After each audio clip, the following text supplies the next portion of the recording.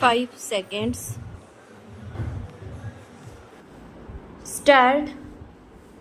महोदय, मुझे इस संबंध में एक बात और कहनी है। वह यह है कि मुझे मुख्य आयुक्त के भाषण के अनुसार यह आशा थी कि सरकार मजदूरों की उन्नति के लिए, उत्थान के लिए, उद्योगों के विकास के लिए और गांव की स्थिति सुधारने के लिए तकनीकी प्रशिक्षण देने का काम करेगी। विराम। लेकिन ऐसा ज्ञात होता है कि आर्थिक शक्ति सीमित होने के कारण इस और कार्यवाही करने की संभावना नहीं रही। विराम। फिर भी मुझे आशा ही नहीं अपितु पूर्ण विश्वास है कि भविष्य में हमारा मंत्रिमंडल इस और अवश्य अविलंब ध्यान देगा। इसी प्रकार से ग्रामीणों की आस्था सुधारने के लिए सरकार घरेलू उद्योग धंधों को भी बढ़ाएगी जो अभी तक नहीं के बराबर हैं। भारत की दृष्टि से कुटीर उद्योग बड़े उद्योगों की अपेक्षा अधिक लाभदायक हैं। पहली बात तो यह है कि भारत एक गरीब देश है और उसके पास इतना पैसा नहीं है कि वह बड़े उद्योगों के लिए पर्याप्त संख्या में बड़ी बड़ी मशीनें मंगवा सके। बड़े उद्योगों के लिए बहुत बड़ी बड़ी महंगी मशीनों की आवश्यकता होती है, जबकि कुटीर उद्योग छोटी छोटी और सस्ती मशीनों से चल जाती हैं। कुटीर उद्योगों के लिए न तो बहुत बड़ी बड़ी इमारतें बनानी पड़ती हैं और न ही बहुत महंगी मशीनों की आवश्यकता पड़ती है। अतः ये उद्योग छोटे छोटे गांव में भी प्रारंभ किए जा सकते हैं। कई उद्योग तो इतनी थोड़ी पूंजी से भी शुरू किए जा सकती हैं कि उतनी पूंजी प्राय हर किसी व्यक्ति के पास ही होती है। कुटीर उद्योगों में दूसरी बड़ी सुविधा यह है कि इनमें बहुत अधिक मजदूरों की आवश्यकता नहीं होती। एक परिवार के सदस्य ही उस उद्योग को चलाने के लिए पर्याप्त होते हैं। घर के सब सदस्य उस काम में हिस्सा बटा सकती हैं।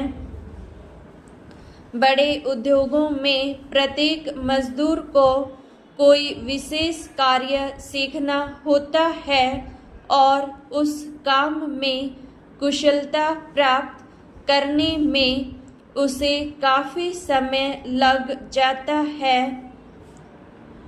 तीसरी चीज जो मैं आपके सामने रखना चाहूँगा वह यह है कि जो विचार और सुझाव आपके सामने प्रस्तुत किए गए हैं वे एक पवित्र, शुद्ध और जनता व प्रांत के हित को ध्यान में रखकर ही प्रस्तुत किए गए हैं और मुझे पूर्ण विश्वास है कि बिना किसी दलगत भावना के शिकार हुए आप इनकी जांच करेंगे और यदि वे जनहित की कसौटी पर खरे उतरे तो उन पर कार्रवाई करेंगे।